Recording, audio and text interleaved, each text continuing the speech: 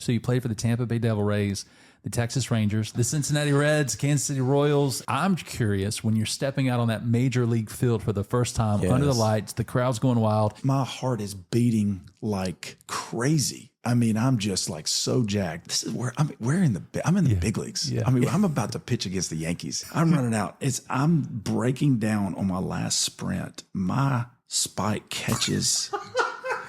It catches the turf and I go rolling. I mean, I tripped and fall and I go rolling and I tried to play it. I tried to act like I was stretching, when I was getting up. And you went and rolled on the other side. Yeah. These thought processes start to come and then you start understanding how to deal with those thought processes because they're going to be there. And that's the thing. I was like, oh, I'm not scared. I'm not scared. I would tell you, no way, I'm not scared. Yeah. But I was scared. And it's like, if you can identify like the problem and you're like, hey, I am scared. But what am I going to do about it?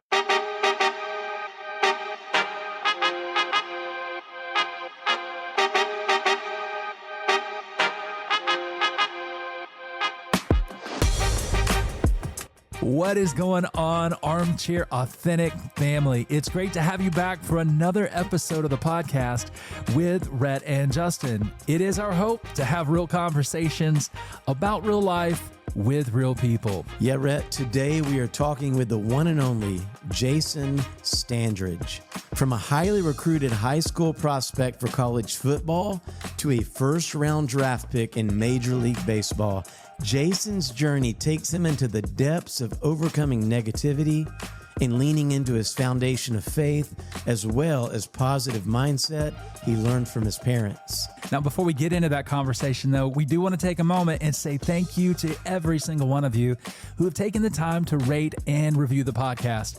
Man, it's a great way to hear from you. It encourages us, but more than that, it really is the best way we can serve those who haven't found the podcast yet or on this journey with us. So thank you for rating. Thank you for reviewing.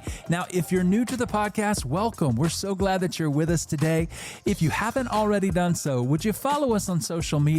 Man, that'd mean a ton to us. You can find us on Facebook or Instagram at Armchair Authentic, or you can find us on X at Armchair Auth Pod. That's Armchair Auth, A-U-T-H, Pod, P-O-D. All right, guys, now on to the conversation. You ready? Here we go. Jason, we're so just excited to have you with us in the Armchair Authentic studios today, getting to have you in person with us. Me and Jason and Rhett, we all go so far back, and a memory that I have, it actually involves us three. Okay. One day, this would have been... It had to have been 97 because you were in your senior year. You're going back. Okay. Because we'll let Jason talk about this in a little while, but this is when he's about to go to college to play football for Auburn. Yeah. No, I don't know if you want to get me on this. I was so pissed, man. I was so like, come on, Jason. Are you serious, dude? You were excited that you were excited that it was Auburn. Sure. And once again, we'll get to that in a little while. But you end up getting drafted in the first round by the Tampa Bay Devil Rays. Yeah. At that time, Tampa Bay Devil Rays. And let me clarify, I was upset because I really wanted you to play football at Auburn because I'm an Auburn fan. There's a lot of people that were upset. And I was like, yes, finally, we're going to have somebody good. And I know them. It's going to be great. I remember seeing you on the news. They took those little photos back then where you're like flipping the ball up in the air. And do you remember that? Of course. I was like, oh, yeah. Of course. Yeah. I was like, yes, this is going to be so awesome. And me, the Crimson Tide fan, felt a little let down. Yeah. I tried to sway a little influence for Gene Stallings. Like, I'm gonna be his like side agent to try to get Jason to agree. But the memory that I have is in that transition where you knew you're not going to play college football, and instead go to the major leagues. Me and you, Rhett, were at Jason's house. Yeah. And okay, let's be clear. We weren't playing with toys. Yeah. But the creative side of us, we were having the G.I. Joe men, because you remember we would do the stop motion. I remember that. Yeah. Where you could have the G.I. Joe guy standing, you move a leg, you hit record, stop. Record, It wasn't your basement, but it was the downstairs area. I don't know if it was a basement. It was like, a little split level. That was mine and my brother's room. Yeah. Okay. Okay. Yeah. So you went downstairs, and we would make these videos. Me, you, Jason, and another buddy named Jason, and we were making these movies. Yeah. And all I remember is someone coming to visit the house. Yeah. And your dad's talking to him upstairs. And your dad comes downstairs and says, hey, Jason, need you to come upstairs. And he said, hey, Justin and Rhett, probably a good time for y'all to go ahead and head on out. That's what Dad said. He was because nice. He Your was dad nice about is one of it, the but- nicest guys, your Yeah. dad and mom, that I've ever course. met. But there was some business to take care of because evidently it Like, was fellas, we someone. don't need G.I. Joes around here. It was. Hey, he's like, don't let your agent see you playing with toys. You're in the major leagues. And so me and Rhett got the hint and we left and we thought, wow, Jason's life as we pulled off, we thought that's a major event that's happening in that house. But for us three to be sitting at a table, I don't even know what you guys remember, but I remember that vividly. Yeah. What was that moment like for you, man? Do you remember any of that? Or is it all a blur? Of course. I mean, well, first of all, thanks for having me. I appreciate you guys even wanting me to be on here. I'm excited about being here, being able to start this conversation. And I think really just rewinding and starting off, I kind of wanted to make a point that most people don't know. But I was going to go to Coach Stallings and tell him I was ready to go to Alabama. I was in, and it was a tough choice. I grew up an Auburn fan, and Jay Barker was from Trussville, and he was the quarterback there, and it was just like, oh man, is Jason going to follow in Jay's footsteps? That kind of stuff, and which was some big shoes to fill, And I remember dealing with that and going through that, and man, I struggled. I was like, well, there's really not a wrong decision here of where I'm going to go play football and go to college, but I really just enjoyed everything that Coach Stallings brought to the table. I just loved every bit of it. Oh, Woody McCovey was a quarterback coach there, and I just absolutely loved him. He just was just a great, great man. But Coach Stallings, there was something about that staff that I really enjoyed. And being an Auburn fan, I still was like leaning towards this. And so I remember I was a recruit for Alabama. It was during the Iron Bowl. It was the last game that was played in Birmingham.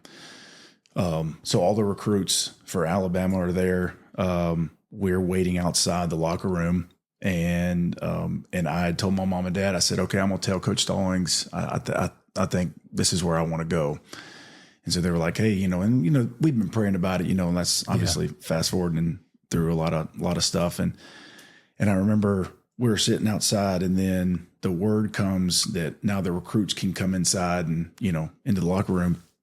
Well, then we get the word that Coach Stallings has just retired. And so then everybody's like, wow, that just changes a lot, of what just happened.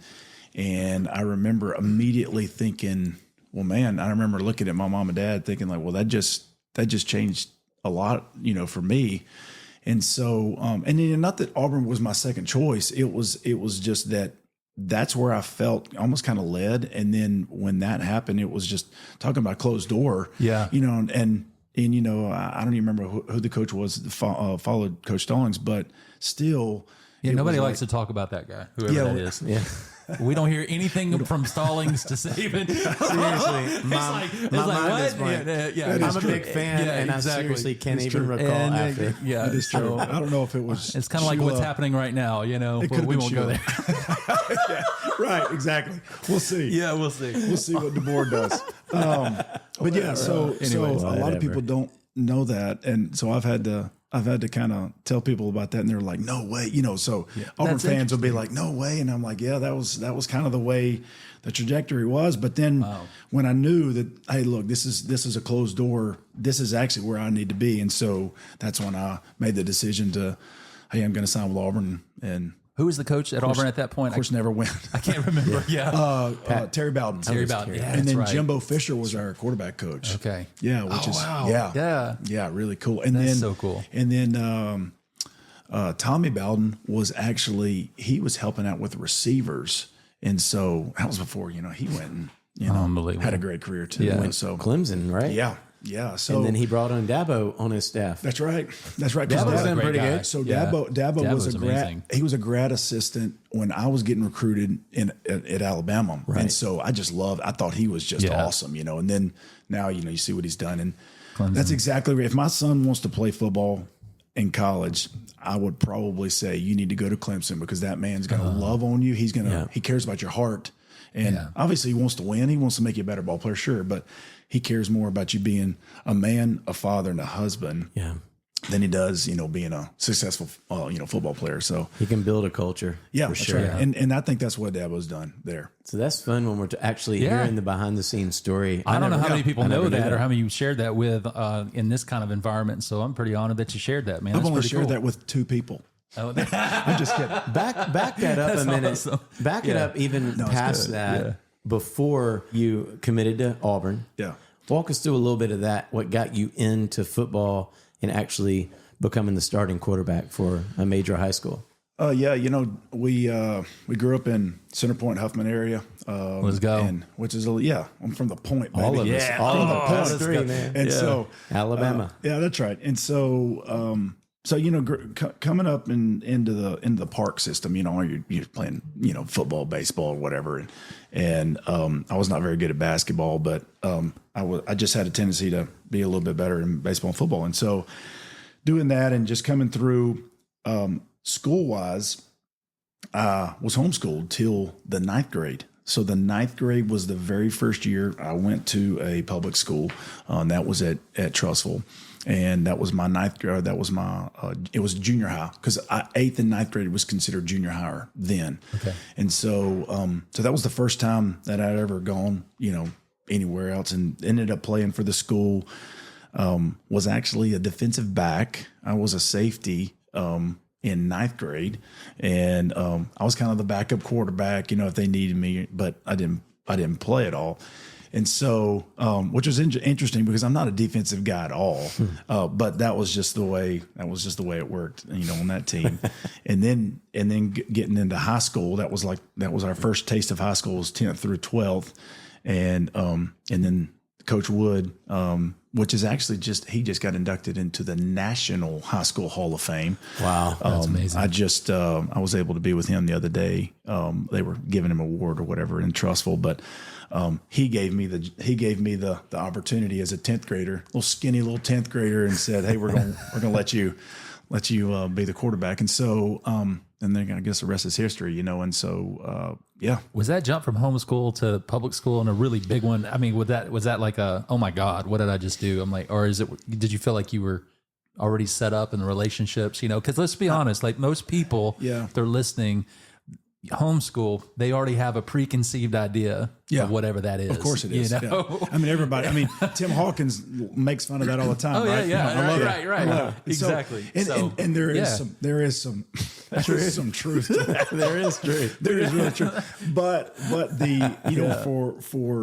for me, playing sports, I mean, I was sociable. I had friends. So it wasn't like your mom and dad had you well connected. Is what I'm hearing. It wasn't like I was wrapped up in a closet, all the time. And so, and you didn't have real good social skills. And so I think the amount of work was possibly a big jump. And going. I mean, you get school, then you go straight into practice, and it's just like a long day, And so, my son is getting a little bit of that right now because he was homeschooled past 3 years, and so he's just understanding, like, man, these days are long. I need to get to bed early, instead of like, let me stay up and watch some TV. So yeah, there was a little bit of a jump, but not as much as if somebody doesn't play sports. I think now you're talking about a huge culture shock, and so. And, being introduced to things that you're just like, okay, I've heard about this. Yeah. But that was my question. Never seen it before, and so. So talk about, I mean, I know you're a man of faith. So when did that transition happen? What was that transformation like? Growing up in a Christian home, it was just, God was talked about in every situation. If you go back to, look at Exodus, and when God tells Moses to talk about me when you lay down, talk about me when you get up, talk about me when you're walking, you're talking, or when you're eating, And so, and I think in our household, that was done. And so, my parents modeled that. And so I knew who Jesus was at an early age. I don't really know if there's like this defining moment then I would say that I really, really understood who Jesus was. I think it has just kind of evolved. It just has gotten there and it's grown. I think there has been ebbs and flows in my spiritual life that I've been like, man, I'm really dry. Like I'm not really experiencing who Jesus is right now. And it could because of me. It could have been like, hey, I wasn't spending enough time with him, or I wasn't making him a priority. And so I would think that probably over the past 15 years, I've really started to notice like who Jesus is and what he means to me, and understanding that like, man, all he wants is just me to just hang out with him. All he wants is just me to talk to him. And like, and I picture God just sitting in a rocking chair, and we get to climb up into his lap, and he gets to just kind of hold us. And and then there's times that I've just been like, God, I just need you to hold me because I'm struggling in this area and I'm really having a hard time here. And I need you just to, there's nothing greater as a dad, than holding your child, and just, there's no fear in their minds. It's like dad is there. And it's like, man, when we can do that, and we can just climb up in God's lap, and just knowing that like, there is nothing that I have to worry about because he's got me, and it's like, I don't have to worry about any outside, fear at all, and it's just that feeling of like security, It's such a good analogy. I'll never forget when I tell people all the time, I didn't know what the love of the Father was until I had a child. That's true. Like it just opens up this whole, another dynamic. And I know there's probably people listening whose dreams and desires is to have a kid, and our prayers are with you. And I know praying grace for you in those seasons, but just for me and my story too, it's like, man, like what you're sharing is so true. It's like, wow, the way I love this kid, God loves me this way, and even more than I could imagine, to give his life, Yeah. And to feel like, I love what you said. There's no fear. There's just this sense of peace, and Daddy's here. He's got me. I'm not thinking about what I'm going to eat, where I'm going to go, what I'm going to wear. Like, and it's so good. And I think it's a huge testimony too. I've met a few people who are like, I've just kind of grew into the Lord and the relationship with the Lord. I think that's an amazing testimony to your parents, to your family, to your upbringing. Yeah. Well, and when we're talking about high school, I mean, to come from homeschool, entering into big public school, big football team, even in your town, if you will, the notoriety that can even begin to come with it, the pressures that can hit. We talked a while ago about the different schools that were pursuing you. You ended up making a commitment to Auburn. So here's this season, you're gearing up, you're getting ready for college life, to go pursue being a quarterback for a major SEC, university here. We're a little biased over here. SEC's king. Yeah. And I must everybody admit, wants to come join us, right? It's very true. So true. And I admit my SEC love lets me actually root for Auburn as well. Right. So I'm actually a weird Alabama fan. But here you are in life, you're 18, you're ready to make this shift to college, and then a complete shift that catches everybody off guard ends up happening with sports. Can you talk about where you were when you actually find out that you have been drafted in the first round by the Tampa Bay Devil Rays of the Major League Baseball here? To start, it goes into, after I signed the letter of content to go to Auburn, I signed a scholarship or whatever. And so we signed that. It's in February of 97. Then fast forward into the baseball season in spring. I knew that there was scouts that were coming. They had been coming since I was a sophomore, into my sophomore year, and into my junior year. So I knew that I was getting looked at. I was never getting recruited to play baseball in college because I was going to college to play football. And so, the full scholarships there, and I wanted to play both. And Auburn was going to allow me to play both. And so I kind of knew that I was going to kind of transition into that. And obviously football would have been, number one, but I would have been able to play both. So fast forwarding into my senior year of baseball, I just thought, okay, it's just going to be another, people are going to come and watch. They're going to want to see how hard I throw and all this kind of stuff. And then they started talking to me about, hey, how much money would it take for you not to go play football? I didn't know how to answer that. I was like, what does that mean? This is so crazy because I was thinking about this today. So many things as a young person, you're just oblivious to, right? And then as you become an adult, and then as you become a father, as you become, a husband and then a father, and then it's like there's so many things that you're more aware of that you just had no clue about. And so I just had no clue I didn't understand how the draft worked. I didn't understand how Major League Baseball worked. I just knew I wanted to be on TV playing ball, you know? Yeah. And so that was just my dream. I was like, I would love to play baseball. I'd love to play football. You know, I just want to be I want to be on a baseball card. Like that was like, you know, those, you know, as a kid, that's what you want. That's you the know? dream. Yeah. Well, there was no social media. There was not. I mean, like that was it. Baseball card was like, man, this is awesome. That's your social media. That's a right. piece of bubble gum this is and a card. That's your profile pic and everything. I mean, that's it. Right. And so going through that, and then my senior year, just all of a sudden, it's like everything is starting to change. People are starting to tell me, these scouts are starting to tell me, hey, you're going to get drafted, you know, and I'm thinking like, what does that mean? You know, I didn't know anything. I didn't understand. And so then starting to understand a little bit more as I'm going through that. And then the very end of my senior year, they're telling me, hey, you need to make a decision if you're going to go play baseball, or if you're going to go play football. I'm like, I've already signed a scholarship to go play. And then they just keep on prodding you about, like, I remember there was a couple guys that would pull my dad off to the side and like, hey, we need to know how much money it's going to take for him not to go. And, you know, my dad's like, you know, he doesn't know how to answer that either. And so we're just like, no, you know, whatever. So anyway, my stock just drastically rises during the week of an all-star game at the end of my senior year. I started throwing a lot harder.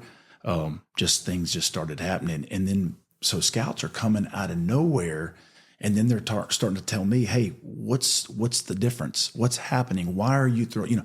And I'm like, look, man, I'm just a kid that plays sports, and I have no clue. I mean, I try to throw baseball. I try to throw it as hard as I can to that mitt right there, and it's coming out a little harder. Yeah. And so, and then that was when they were saying, well, now your draft status is going to rise. And so again, I'm thinking like, okay, well, what does that mean? You know, so people are telling me, hey, it's going to be like in the first couple of rounds.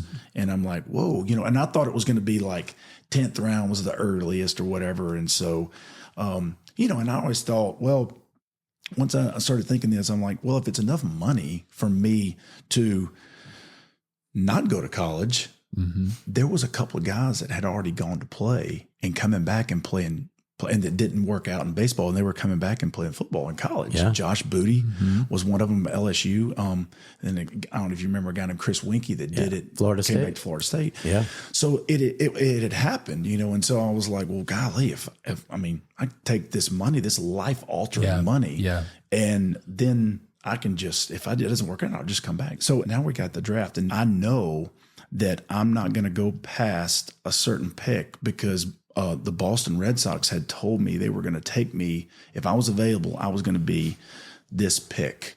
I had a lot of people over, little, you know, some friends or whatever over the house on draft day. So the phone rings and my dad picks it up and they ask for me or whatever. And, you know, this is so funny because you're dating yourself because it was a house phone, you know? Oh yeah. And, you know, and now the draft, everything is done, you know, everybody can see it, you know? And so, so it's just crazy just how that works or whatever. But I remember, and then handing the phone to me and then my scout telling me, and I knew him, his name was Skip Bundy. Has since passed away, just an awesome man. But he was a scout for the Devil Rays. Or it was the old Devil Rays. Now it's just the Rays. They dropped the Devil, you know, and I think once they dropped the Devil, things started happening really, really good for him. And so good team. Was that your doing? Yeah, no, that wasn't my doing. And so I remember Skip, you know, he was on the phone and he said, Jason, we just drafted you the last pick of the first round. And you know, I'm just like, I'm beside myself. And I dropped the phone and I'm just like hugging my dad. And I think Skip was still talking, but I was just like, and it was so funny because all these people were around and I was down in my room, down that room we were talking about, you know, in the basement where me and my brother, you know, shared the room till I got married. And that was where I was. So it wasn't even up there with all the people, you know, and all our friends, you know, and family. But then I had to go upstairs and tell everybody what happened. And so, so it was a really cool moment, very vivid, of being able to kind of picture that and kind of run back through that and just seeing how all that worked. So then when this happens, well, then they come and they offer you, hey, we're going to come visit you. We're going to come offer you the money that slotted for that, you know, that pick or whatever. So then they come and they're offering me this money that I'm just like, there's no way I can say no to this. When I finally say, okay, yeah, I'll do that. I won't go to school. So then now, obviously, Auburn finds out, and they find out what has happened. End up talking to them. I'll talking to the coach, and I don't remember how it happened. I don't know if he called me. I think that's how I think they called me. The recruiting coach called me. We started talking about it. And we're trying to figure this out or whatever. I was like, hey, listen, this is what's going to happen. Yeah. And so they were not happy. I bet. But they understand too at the same time. They did. Surely. I was the only quarterback. Stop defending that Auburn. year. I mean, Let Jason say they weren't happy. They were not happy. I was well, that's the truth. But I was the only quarterback that they signed that year. Okay. And so and that's why we suck. obviously that was not that was not what they wanted. So anyway, I'm enjoying this conversation. Justin's got a big smile on his face right now. It's like, this is good. Thank you, Jason. Yeah. So it was one of those things where it was like, hey, I don't really have a choice here. So they were gracious about it. It was not anything where they were mad at me personally. They knew. And, and then I started thinking about the NIL money now. Yeah. And I'm thinking like, good grief, man. It's a new day. It's a new day, right? If I could have been a part of that NIL money, like, okay, I get the choice, and Your program used to get shut down for that. Yeah, exactly. And now exactly. we recruit with it. Exactly. Alabama's just got good lawyers. Anyway, We won't mention that. Whatever, you guys. I'm ganged up on all of a sudden. From that point, knowing that this is what I was going to do, they flew me and my family down to Tampa, and we signed a contract. That experience, and I'm 18, and I'm like, I've never done some of these things and been around some of these places or whatever, and really surreal. Then I come back home and then turn right around and I'm gone. It was about a 2-week turnaround from the draft to when I left and went down to play, and it was just kind of like one of those just things that just kind of happened. And I wasn't really ready to do that because I thought I was going to go to school.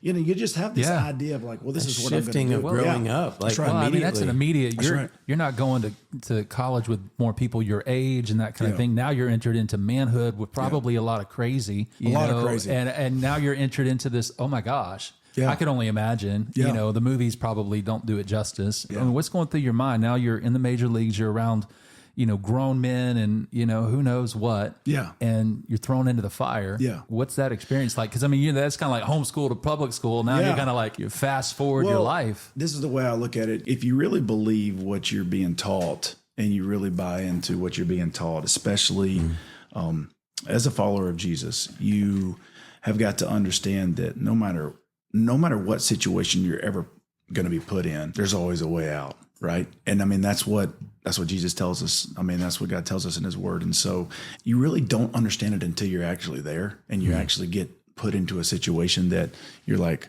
wow, this is everything that I've been told about, but now I'm actually living, and I'm in the minor leagues, you go straight to the minor leagues, and we were living in a hotel. So what does your process look like in that? You're living kind of the hotel to hotel.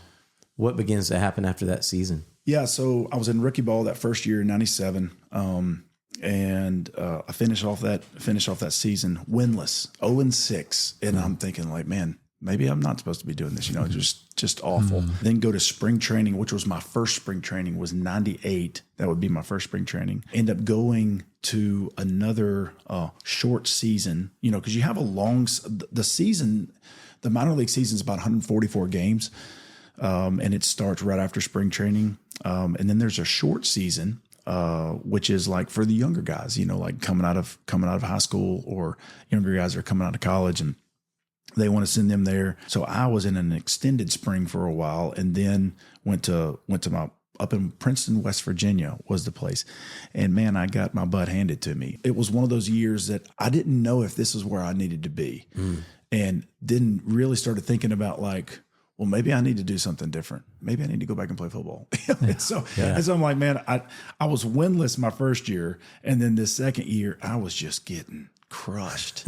And so I'm like, man, I am not very good at all. And so you start doubting. You start doubting yourself. And being a first round pick, there's a lot of politics involved there, because now they've invested some money in you. So they're going to give you chance after chance after chance, so they're going to try to push you until basically you fail, and there's so much failure in the game of baseball. And that's baseball is such a great teacher to me about who you are. And there's a lot of spiritual stuff in baseball too, because of all the things that we face as believers, but just the day in and day out grind. I'm like, I got to keep going. I got to keep going. Luckily, the very next year, which would be 99, I had my best year statistics wise that I had ever had, ever. No reason at all. Just things just started happening. Well, you didn't give up when you probably could have, and I'm sure you were contractually obligated too, but what was going through your mind as far as in the downtime of going, what the crap? I know you shared a little bit of that, but what were you learning from that, I guess is my question. The organization still believes in what you can do. They wouldn't have drafted you where they drafted you if they didn't. So there's a potential there that, hey, we see this and we're not just going to give up after a bad season. Well, that's good. But as a player, it's very difficult because, it's just like everything you put into a season and you don't have the season that you want. You're just like, wow, man, that was a rough time. In the Christian world, we talk about seasons a lot. We talk about going in and out of seasons and stuff like that. And really the baseball season, in my life, it was in season and out of season, in season or off season, and so in season, when you're there and you're dealing with the grind, man, it can be really tough because it's just, you feel good about what you're doing. You feel good about your preparation. You feel good about what your body feels like. Everything is just clicking, but then you're just not getting the results. To me, I have a tendency to do this same thing spiritually too, and I start thinking about the performance religion. I start thinking about well, God, then I'm doing all this right. Then I fail here. And then it's so God's not happy with me if I do this. And I always equate it to climbing a ladder, I'm climbing this ladder and I'm getting closer to God. And then I sin and then I'm back down the ladder again. And then I got to climb it back up. Right. And it's just that performance religion. So you're thinking about man, I've got to continue to keep going. Keep at it. And I just think the resiliency of professional baseball, it just teaches you a lot about yourself too. To me, you find out who you are when you're going through some really tough times, and you find out, what do you really believe? Being well grounded. And we're talking about years and years of what my mom and dad taught me. It starts to pay off and you start to see the dividends of okay, this is where my ground is. And as long as my stake is in the ground of the cross, then nothing else can move that. Nothing else can shift, And so if I put my stake over somewhere else, there's a possibility that's going to crumble or that's going to move. And you just have to make up your mind. You're like, man, I'm either going to trust God or I'm not going to trust God. Man, there's been times that I haven't trusted God and it's just been catastrophic. Man, why do I keep on doing this? Why do I keep on making the same mistake? I pitched for 21 years and there was a lot of difficult. And sometimes you're just like, God, is this where I'm supposed to be? And you just start thinking God, come on, look, just give me an out. Just give me something. I don't need angels in the outfield. I need angels on the mound. Let's anything. go. I need that kid. The flapping wings. We got keep the kid flapping his wings on the side. That's what we're doing right now. That was on TV the other day. I remember. Was that Angels in the Outfield? Angels in the Outfield. Yeah. All the things that your parents have instilled in you from the Word of God and your faith in Christ has been your anchor. That's right. But a lot of people get out into those scenarios and they just fall like the wind. They are gone. Yeah. That's got to be hard because there's got to be some people listening who are maybe feel like they're on an island and they're around a lot of just darkness, if you will, and they're just trying to struggle. How do I keep my faith? How do I keep grounded? How do I keep moving forward?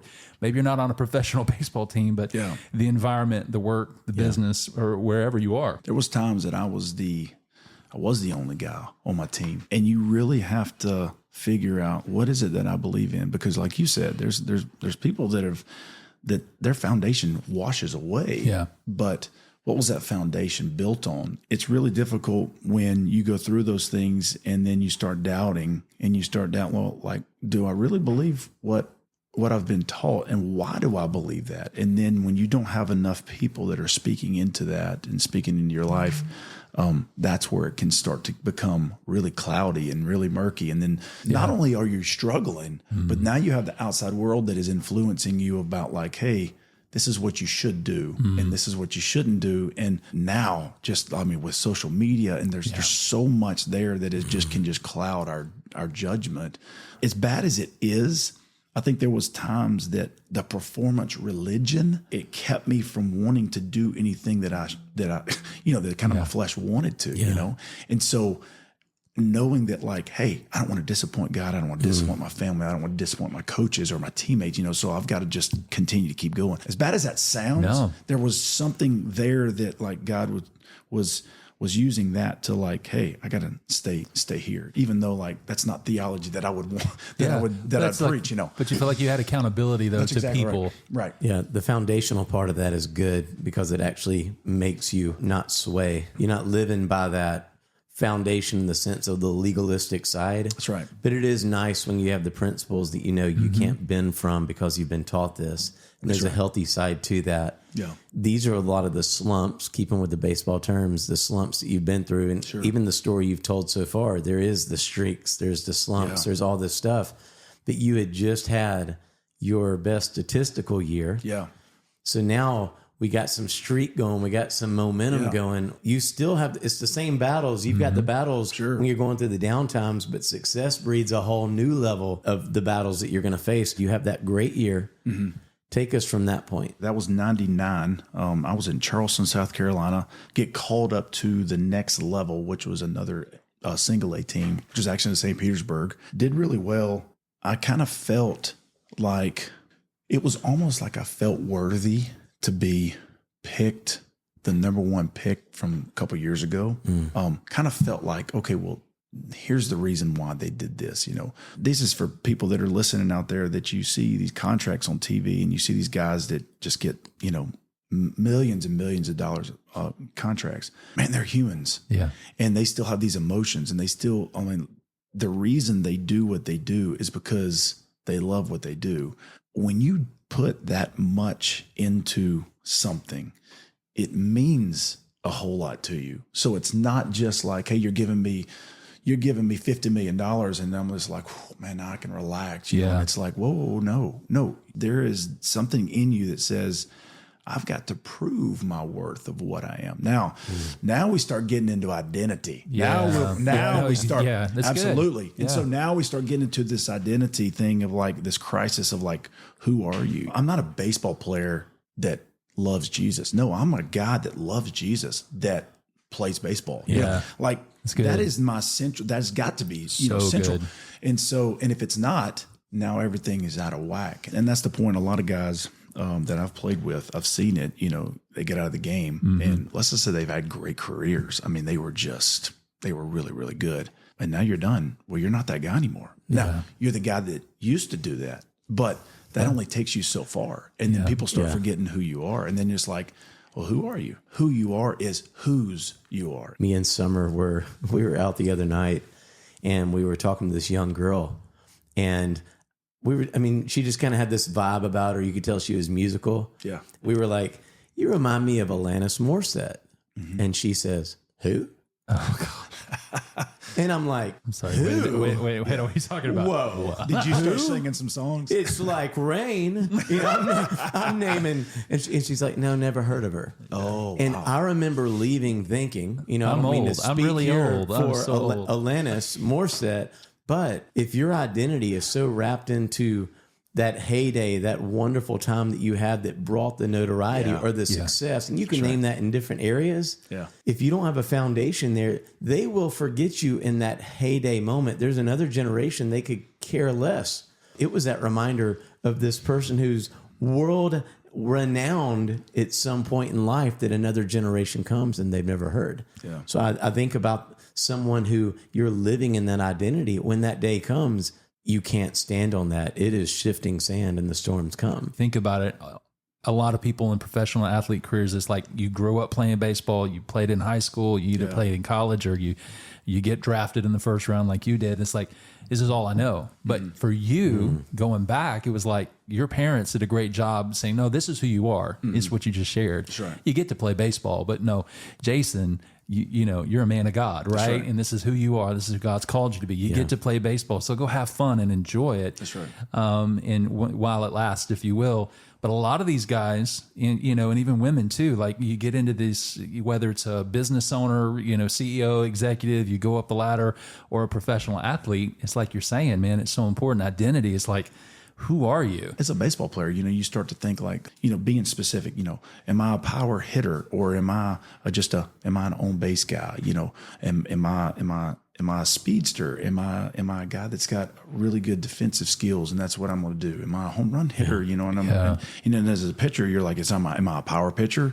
or am I a guy that's gonna throw more strikes and get more ground balls and pitch to contact? You know, and so, you know, as you start to try to navigate through that, you start trying to figure out really who am I in the vocation that I was in. And so that became kind of tough because, you know, you're reading articles and you're people that are telling you, hey, this is who we think that you can be. This is the type of pitches we want you to throw, you know, and so then you're just trying to figure everything out. And then it just started getting a little bit better. And I think one of the things that I lacked the most in my career was the mental part. I never liked to talk about it. I didn't really like to talk about the mental part of the game because it kind of scared me, because I didn't feel like I was very smart, and I felt like I was kind of inadequate of like being able to understand that. And it was just more like, hey, I'm just going to just throw the ball, you know, whatever, like a Neanderthal, you know, like oh, that's all I'm going to do, you know. But really, not until later in my career when I started understanding that, like, I am afraid to throw the ball over the plate because I've just backed up third base 3 times in a row. I'm afraid to throw the ball over the plate to the number 4 hitter because I'm afraid that if I do, he's going to hit a home run, then I'm going to be out of the game. And so, you know, these thought processes start to come, and then you start understanding how to deal with those thought processes, because they're going to be there. And that's the thing. I was like, oh, I'm not scared. I would tell you, no way, I'm not scared. Yeah. But I was scared. And it's like, if you can identify like the problem, and you're like, hey, I am scared, but what am I going to do about it? I'm not going to let the fear cause me to do something that I don't want to do. So I'm going to hit it head on, and I'll be like, I'm not going to be afraid, because what's going to happen is I'm going to do this, and I'm going to do this, and I'm going to be successful. You know, and obviously the positive, you know, trying to figure all that out, you know, and it goes into our spiritual life too. Yeah. You know, of like, man, God has not given me a spirit of fear, but a power of love and a sound mind. So I know that I have to go into this situation. I don't have to be afraid. Now, am I going to be afraid? Yeah, probably.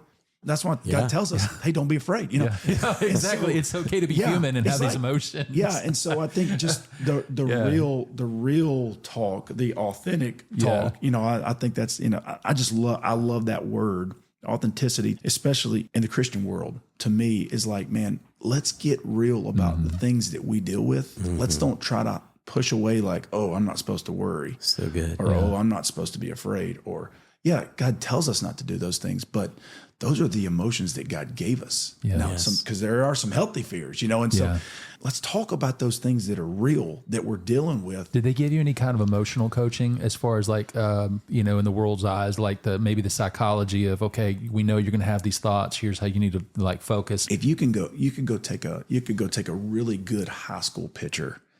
He could pitch in the big leagues. He could. The thing that's going to separate him is when he gives up a homer, he gives up a double, and then he gives up another double. What does he do then?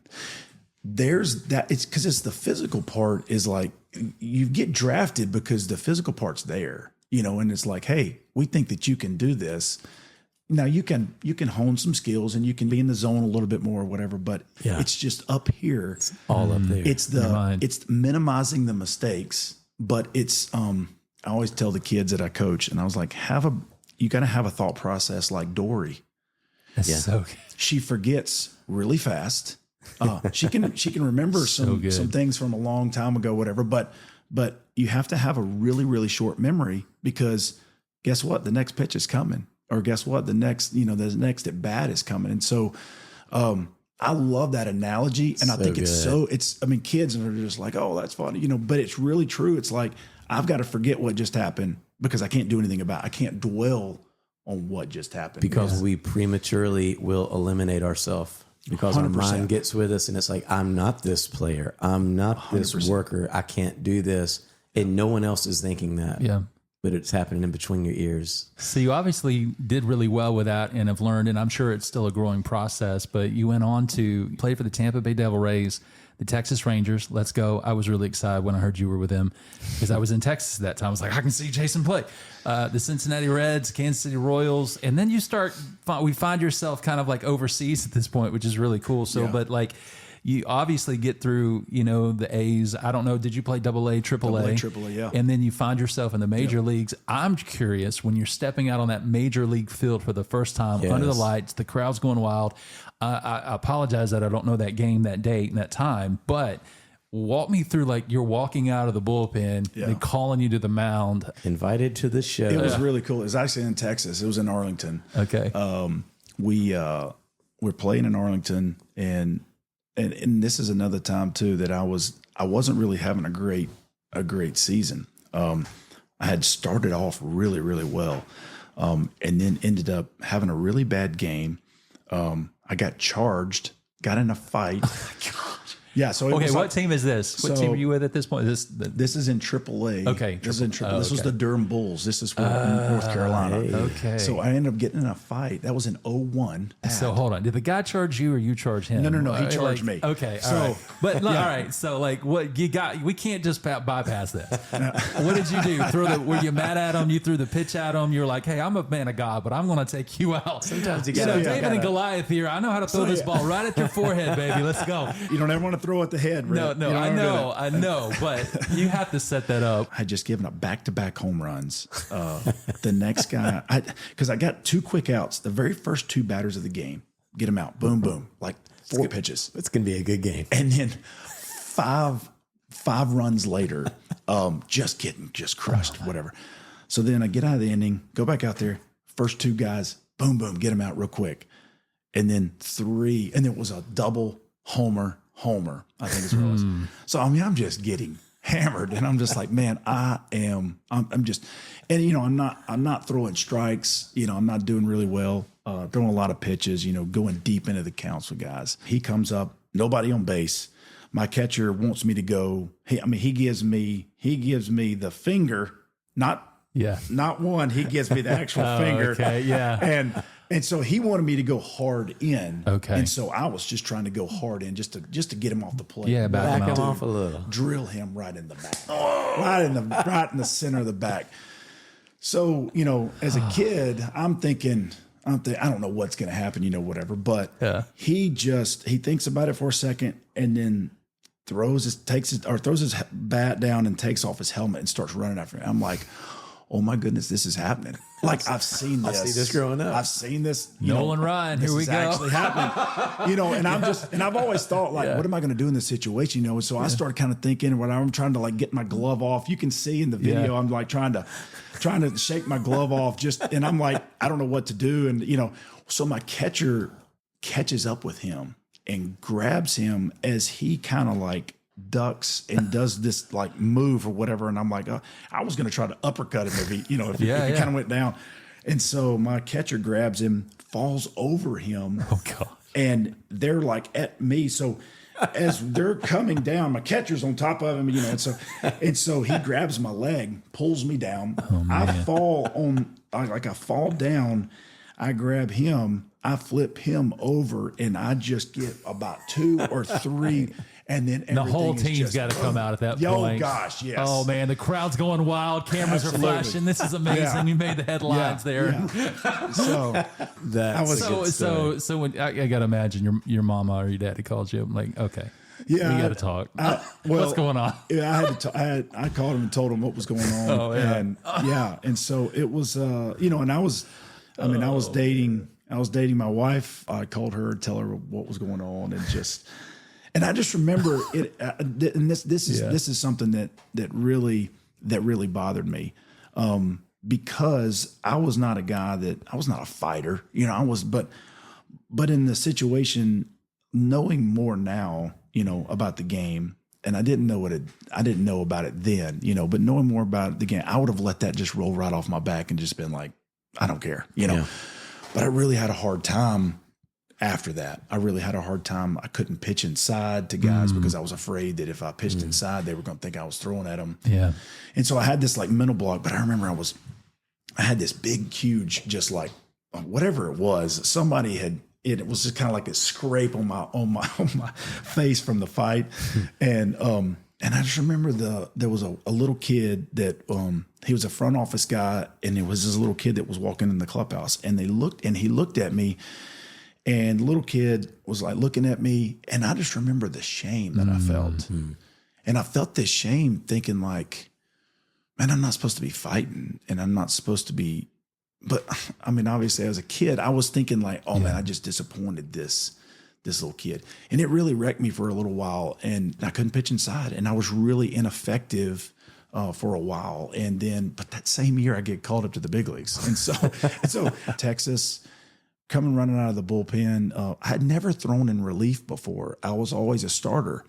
So warming up in the bullpen, and my heart is beating like crazy. I mean, I'm just like so jacked. And so I'm in the big leagues. I mean, I'm like, this is just amazing. And so I just remember running out and Pudge Rodriguez was my first at bat. Oh, wow. He hits just an absolute rocket to our shortstop. He couldn't handle it or whatever. End up getting out of the inning. Because I came out, I think it was 2 outs. I think I only had to get 1 out, and got a pop out to left field. And I remember as Pudge rounded, he rounded second base or third base, and I was coming off of the mound. And here's a guy that I've just been watching, really my whole career, my whole as a kid. I watched this guy. And he comes running around and he just said, "Hey, nice job, kid." And so it was like one of those things. I was like, "Wow, come on, this is pretty cool." And now seeing how guys are, that was just so typical of a guy that's a professional, that he knew that was my first outing ever in the big leagues. And it was just like one of those, just the tip of the cap, and it was just like, wow, that was kind of cool, So you were with the Devil Rays at that point, playing for them. That's but right. You were in the ballpark was in Arlington. 2001. Yeah, 2001. I had just moved to Texas then, so I hadn't been to a game yet. I would have loved to have seen that. That'd been great. I remember one of your starts. Getting a call from one of our friends, Robert Smith. Oh, yeah, Robert and Pam. Oh, my God. Robert and Pam, such an amazing, very awesome, just lifelong mentor, seasons up close and seasons from afar.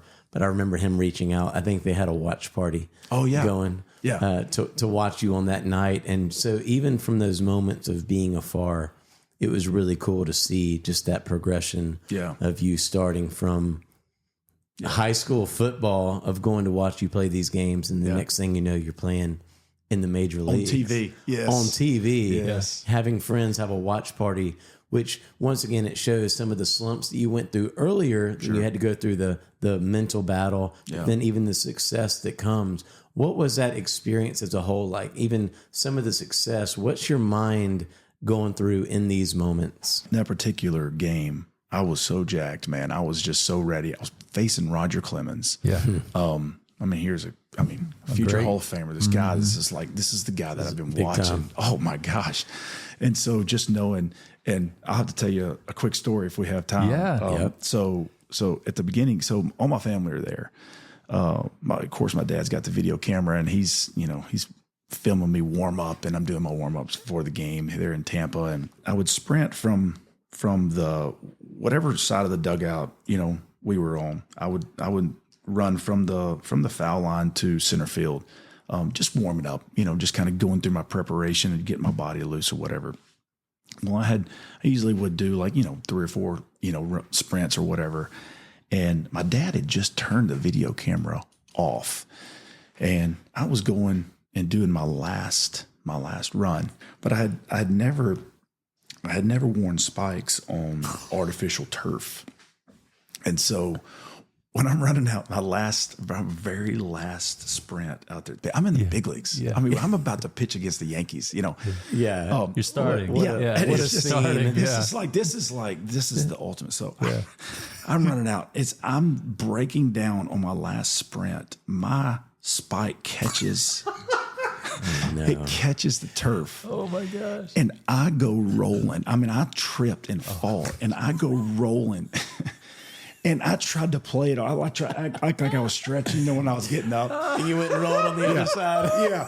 And so you get so ta-da. See, I did that on purpose. I hear this guy up in the stands like, "Hey, we saw that." And I'm like, oh, okay. You know? And so it was really funny, but it was something that kind of calm my nerves a little bit. I bet it was like a little, because how much more embarrassed can you be? I mean, exactly. I mean, how much more embarrassed? I'm supposed to be a professional athlete, and I just tripped over myself. It's that moment where you're hoping ESPN's not doing this whole little spill on this picture. My and, gosh. Really focused in on you. So, they didn't care nothing about Tampa Bay at that time. That's true. man, but I remember that like it was yesterday, and I was like, Dad, please tell me that you have that. He goes, I just turned the camera off. I was like, no, I would have loved to have been able to share that. Great. But if I would have done that now, that'd be 200 people to have that. We pull it up right now. That's right. Yeah, so it's crazy that there's not film, probably some film somewhere, but that's awesome. It's fun. We went to New York City one time, and we actually wanted to capture everything, but you didn't have a phone to do that. And we had to go buy a video camera in New York City because it just wasn't as widespread in those days. So that's right. And I'm actually thankful for that with some of the past stuff. How many innings did you get through on that start? Derek Jeter's the first batter of the game. I struck him out, and I was like, that was my very first strikeout in the big leagues. And I was like, come on, are you kidding? I just struck out Derek Jeter. And I turned around and I'm like, did anybody see this? Oh my gosh. Anyway, I ended up going 6 1/3. Okay. 6 1/3, no runs. We're beating Roger Clemens 3-0. And then my closer comes in and blows the game. Oh, man. They had told me that I was only going to go a certain amount of pitches because it had been so long since I had started. And they just pulled me out. I was in the 7th inning. Esteban Yan was our closer. And, man, he gave up a 3-run double to Luis Sojo, and we ended up losing 4-3. And I'm like, man, you don't ever get the opportunity to beat Roger Clemens in your first game ever. You know, just the idea of like, wow, you can't get that back. You don't get a redo. Here you are, if you will, at the pinnacle of a moment that you've dreamed about as a kid, and you just lived this moment. Now, I understand you didn't win the game, but the moment opening up, striking out these Hall of Famers, if you will, when you're laying your head on the pillow at night, what's going through your mind? I think you probably could have said a bunch of different things, and I would have said all the above. Yeah. Because I think there was a lot of stuff that was going through my mind, especially at the end of the game. Here I am. This is supposed to be a highlight, you know. We'll lose the game. And I don't know. I didn't know. I think I was young enough to not know, like, what am I supposed to feel? I talk about this all the time about being a good teammate. When you're a good teammate, it doesn't matter what you do individually, but it's what your team does. You know, that is where you need to really, what you need to think about. Because if let's just say if a hitter goes 4 for 4 with a homer and then he drives in, 3 or 4 runs, but then you lose 5-4, is this guy happy that he individually and personally did something well, or is he upset with his teammates? Hey man, you win as a team and lose as a team. And then no matter what you do, you can be happy for yourself, but same goes for if I go 0 for 4 with 4 punch outs and I didn't do anything to contribute, but then my team wins. Am I down in the dumps or am I happy for my team? So there's this, be a good teammate, be a guy that you can come back from striking out or having a bad inning and somebody can pat you on the butt and say, hey man, you're okay. Keep your head up. And you can respond in a positive way, not a, hey man, get away from me. Yeah. So at the end of the game, we lose. I come out of the clubhouse and of course my family is just like, they're just like, and then it's almost like I'm kind of telling them like, hey, we lost, like, I don't want to, and it almost took away some of the joy that I would have felt. But I was trying to be a professional. I was trying to understand the game, and I was still excited for what I did. I mean, I was still excited to be a part of what I just did. Like, man, this was really cool. But I was just devastated that we didn't win the game, And it was like the storybook ending that didn't get written. My dad always told me, as a kid, is like, man, number one, you need to always let others praise you. Always let other people tell you that you've done well. You don't ever go and like toot your own horn. You don't ever go tell people how good you've done. So that was always in my mind. Like every time I did something well, I always remembered, I don't need to go tell people, but when people tell me, I can, sure, hey, thank you so much. I appreciate that, and receive that. But one thing that my dad really instilled in me at an early age is believing in myself and believing in the ability that I have, the hard work you put in and the preparation that you put in, and believe in the process of that, and believe that, like, hey, you can believe that if you want to go win, or if you want to go do this, or if you want to go do that, believe that you can go do it, Yeah. And just that positive mindset. And I think that carried me through. I mean, that's carried me through into adulthood, of just knowing that my dad instilled this in me of like, hey man, believe in yourself and believe in who you are and your ability. It's really just having the positive mindset of like, man, if I want to go out there and do that and accomplish that, I'm going to have the drive and the will and the determination to be able to go do that. Well, that's a story that I've actually told really about you for years. I remember when I met my wife, Summer, when we were dating, and I was telling her I have a friend named Jason, and it's after you had gone through the process of high school football, you're being recruited by all these colleges to play quarterback, but then you get drafted in the first round by the Tampa Bay Devil Rays of Major League Baseball, all these crazy things. You were never told you're not supposed to actually go accomplish that. And I love hearing the story from you about what your dad instilled into you, because it impacted me when I heard that story from afar. Someone said exactly what you just did. I would tell students when I would go speak or play music for them, I would share your story to them to encourage them about the positive mindset and how you can disqualify yourself and go ahead and eliminate saying, I can't do this because I've just been told I'm not supposed to, or my mind is telling me that you're an imposter in this. That's a true story. Yeah. And I mean, that's something that has carried me. I'll always carry. I mean, I'm passing that down to my kids and just making sure that they understand that if they want to do something, they believe that you can go do that. I can never understand why somebody would discount anyone and say, you're too small, you're too slow, you're too big, you're too tall, you're too short, like whatever it may be, physical, mental, whatever it may be. It's like, no, don't let anybody tell you that you can't go do something. I just carried that with me and just knew that, like, man, that is the mindset that I want to have in really anything that I do. You alluded a while ago, you were talking about you were dating who your wife is now. You were dating during this season. You guys get married. You're talking about instilling this in your children. So there's this next chapter that begins to happen where you're playing in the major leagues. And now you're actually going to go play, which you played for a while, in Japan. That would start in 2007. So I was with Kansas City. Okay. And I was up and down. I was up and down in the big leagues and in AAA, and ended up going. I had a pitching coach a couple of years before that had played in Japan, and he even told me, he said, "Man, you would love it over there." Well, my goal was not to go to Japan. My goal was to play in the big leagues. I mean, the ultimate place to play is the major league. So in 2007, they were going to send me down from Kansas City, send me back to the minor leagues. Well, I refused my assignment. I didn't want to go back, so I asked for my release. I knew I had some interest from Japan. Over the past couple of years, they had wanted me to come over, but I didn't want to go if I had the job, at home. So anyways, long story short, ended up getting a job over there, go over to Japan. I mean, me and my wife had no idea what to expect.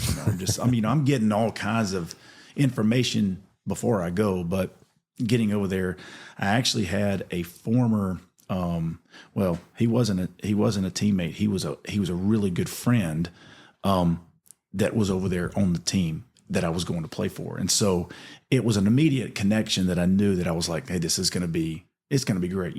Loves the Lord. His name is CJ Nikowski. He is actually, he does the, commentary for the Atlanta Braves right now.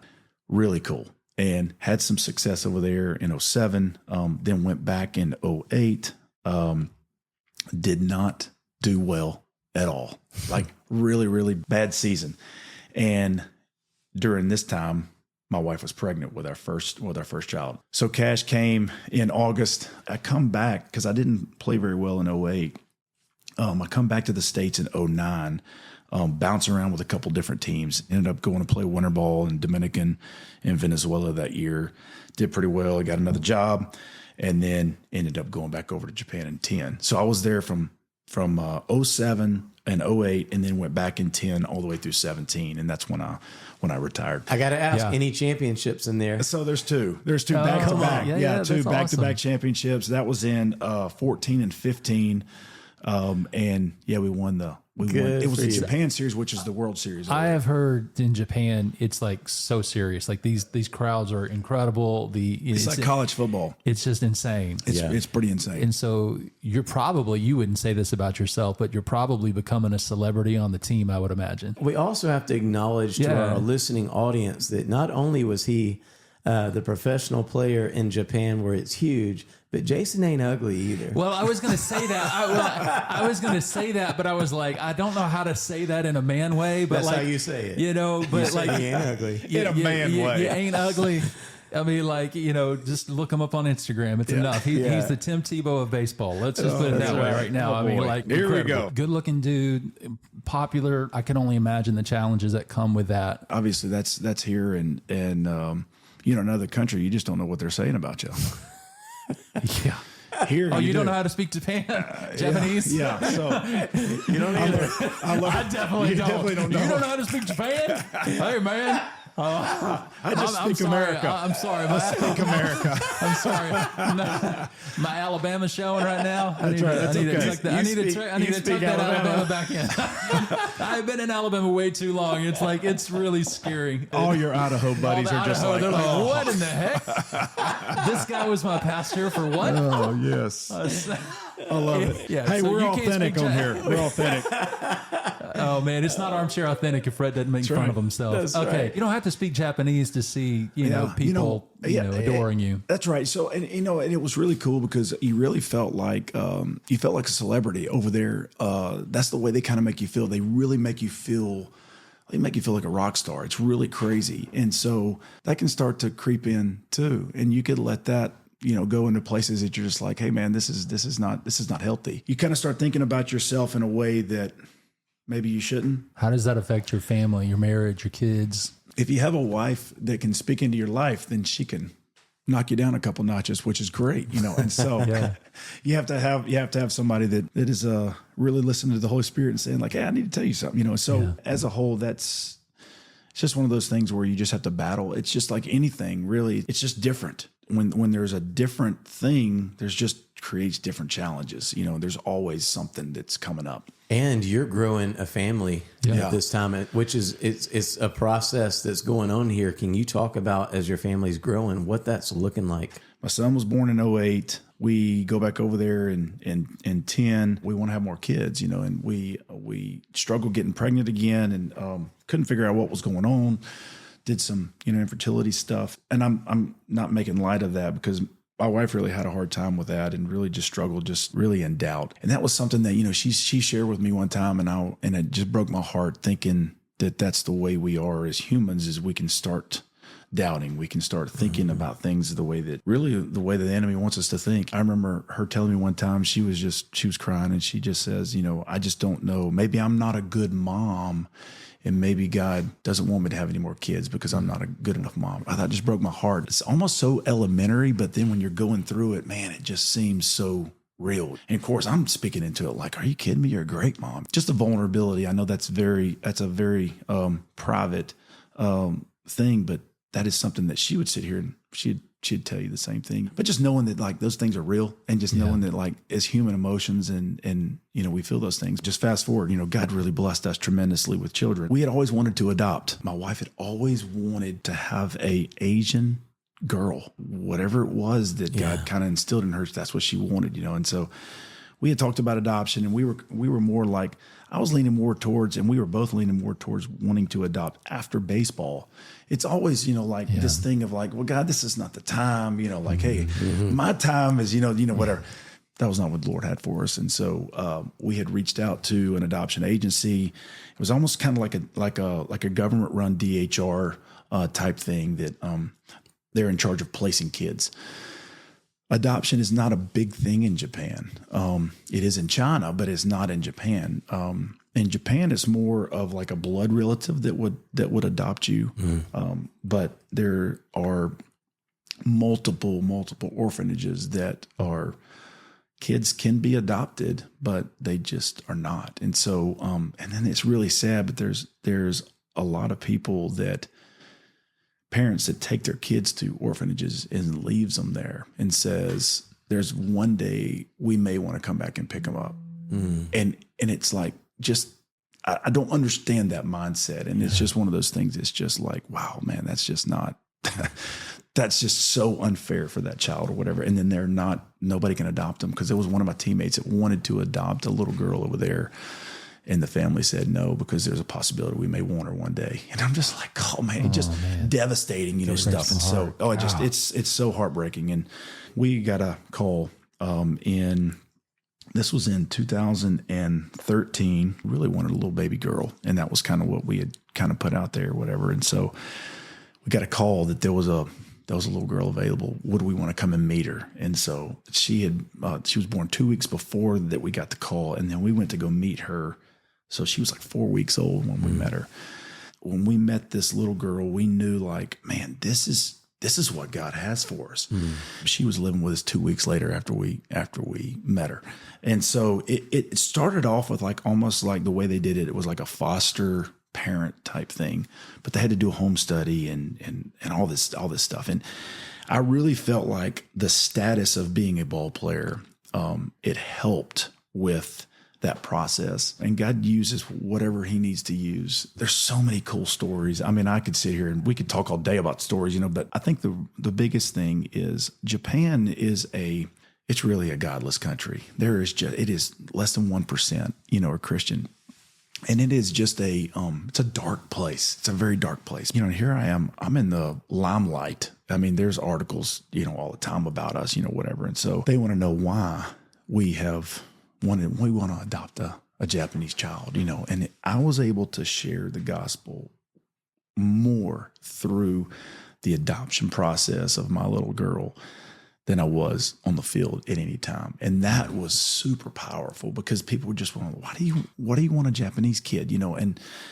And it was just, they just didn't understand. They didn't understand the process. They didn't understand the love. They didn't understand all that stuff. And I'm like, well, sit down. Let me tell you a little bit about the Lord. Yeah. And so there was articles written about that. There was this one cool article that was like, I won't do it justice, like the way that it was written. It was translated for us, but it was like, the love of the Standridges travel over the Pacific, and it was something like, and meet their little girl, something crazy. The way that they, and this is a non-believer writing this, and it's just like this. And I remember we had a church that we were going to, and there was a lady that had, she was bilingual, and she could, man, it was so cool, because she translated the story for us that they wrote in the paper. And I remember sitting there reading it, because she translated it and sent it to me on my phone. So I'm going through this and I'm reading it. And this was like late at night. The kids, Cash and Kane were asleep. She goes by Kane. So my middle name, her middle name together. Hers was Carol. Mine was Wayne. Cayne. That's her name. There you go. I love it. Yeah. So anyways, but I was sitting there reading this thing, and man, I'm sobbing like as I'm reading.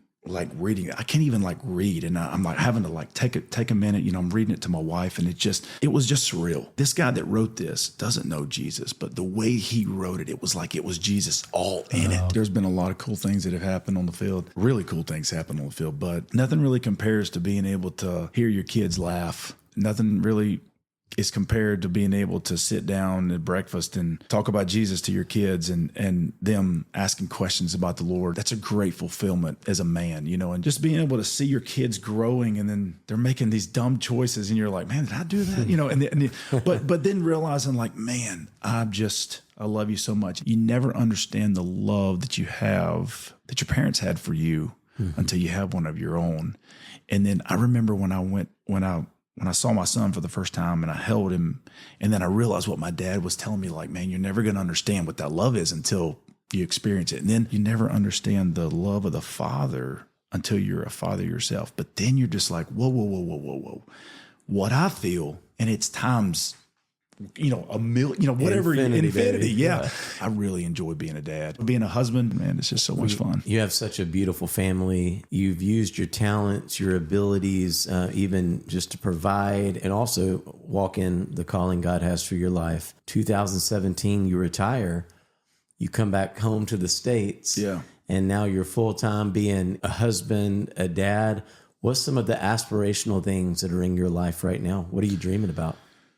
Man, I don't know. I feel like it's just kind of day to day, and I just feel like I don't know where I'm at. I got into some real estate stuff, and then I invested in a roofing company. And when I retired, I told Joy, I was like, man, I don't want to do anything for 2 or 3 years. I just want to just be a dad. I just want us to.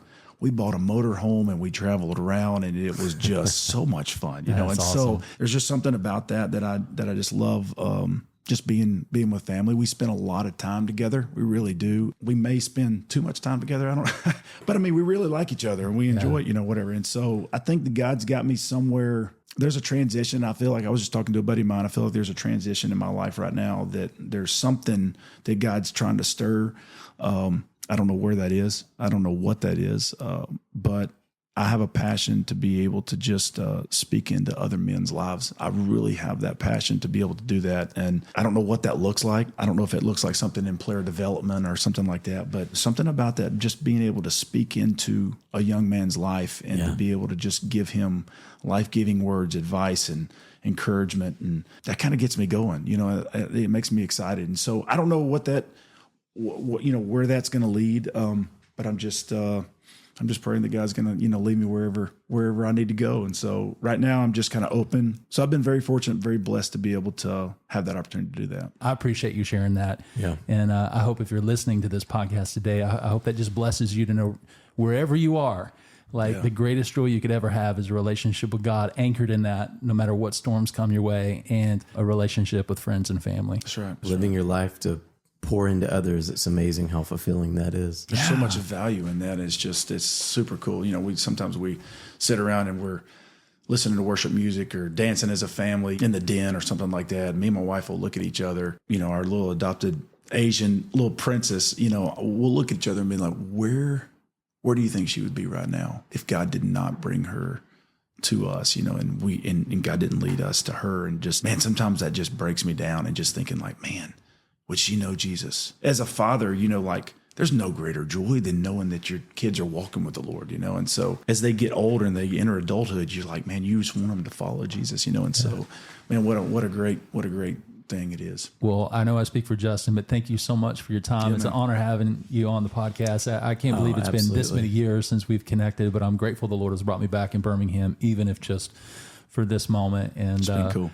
Yeah. So how can people get, maybe in touch with you, follow you? I know we kind of threw the little shameless plug of Abide Roofing. Put it out there. That's right. Seriously, this is, I'm sure there's people who would love to maybe follow you on Instagram, or what's the best way that they can connect with you? I mean, I'm not a huge social media guy.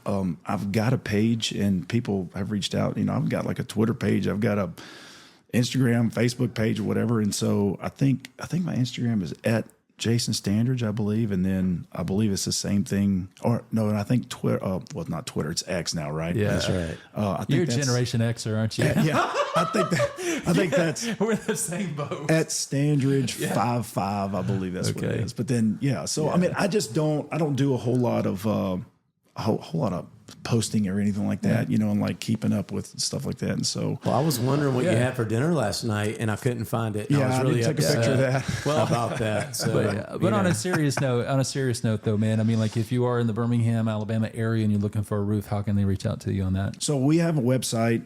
It's abideroof.com, and you can reach out. So my business partner, Travis Lloyd, he's the guy. He is the roofer. We can take care of your stuff, man. Jason might not be on the roof like his amazing partner is, because Jason really is probably busy at the house with the dance parties. Because I know everything that people have heard from you today. We love you just for your authenticity. Like, you get Jason Standridge anywhere you are, you get the real deal guy, and that's what's always drawn us towards you.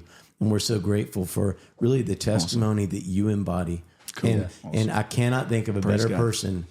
When you say you want to mentor the rest of your life, mentoring to these young men, I can't think of a better person who does that than you. And we're grateful to have you today on Armchair Authentic. And it's been a pleasure. It's been fun getting to catch up with you too. And so I just appreciate you guys letting me tell the story.